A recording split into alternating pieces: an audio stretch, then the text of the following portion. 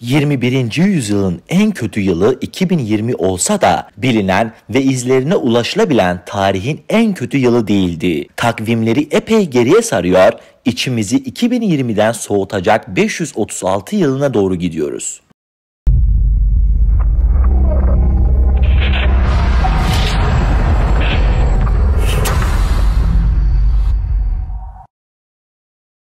İnsanlık tarihi günümüze dek birçok zorlu sınavdan geçti. Savaşlar, depremler, salgınlar, patlamalar ve soykırımlar. 2020 yılında bu saydığımız felaketlerin önemli bir kısmı bir arada yaşandı. Dünyada bitmek bilmeyen koronavirüs salgını başta olmak üzere ülkemizde ise salgını ek olarak deprem felaketlerine tanık olduk.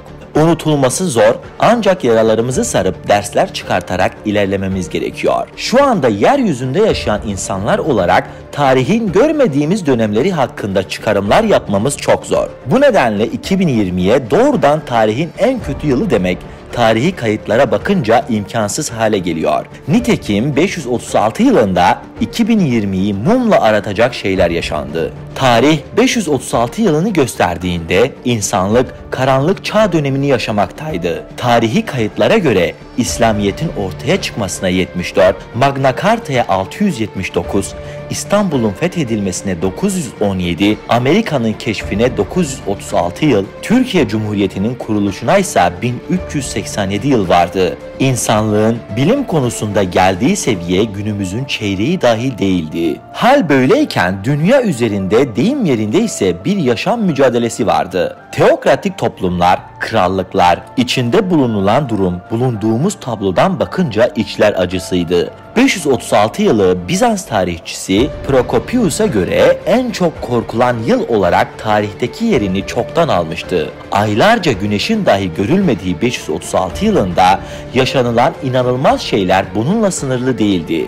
Yaz aylarında yağan kar, kuru sis, kuraklıklar, göç dönemi, volkanik patlama gibi olaylar dönemin insanlarına oldukça zorlu zamanlar yaşattı ve bir kısmını ölüme sürükledi. Hal böyleyken 536 yılında olmayı zannediyoruz ki hiç kimse istemezdi. Yapılan araştırmalarda 536 yılının bahar aylarında meydana geldiği bilinen buz parçasının içerisinde 2 adet mikroskopik cam parçacığı bulundu.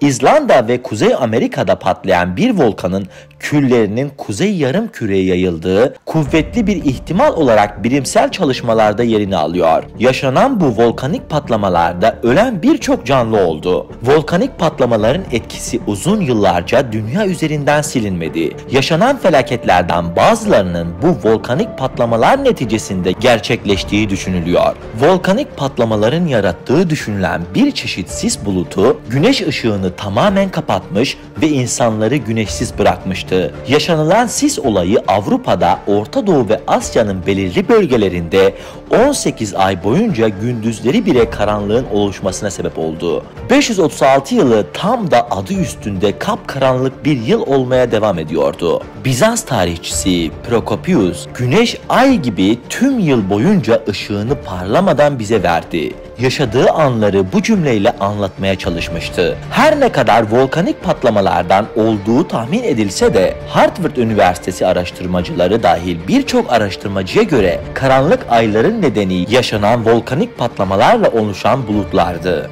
536 yılının tüm felaketleri beraberinde getireceği hiç kimse tahmin edemezdi. 536 yılının yaz aylarına geldiğinde hava sıcaklıkları anormal şekilde 1,5-2,5 dereceye kadar düştü. Çin'de kar yağışları baş göstermişti. Bu sıcaklıklar son 2300 yılının en soğuk 10 yılını oluşturan bir dönemi başlattı. Düşen hava sıcaklıkları hayatın her alanına bir ilmek gibi işlemişti.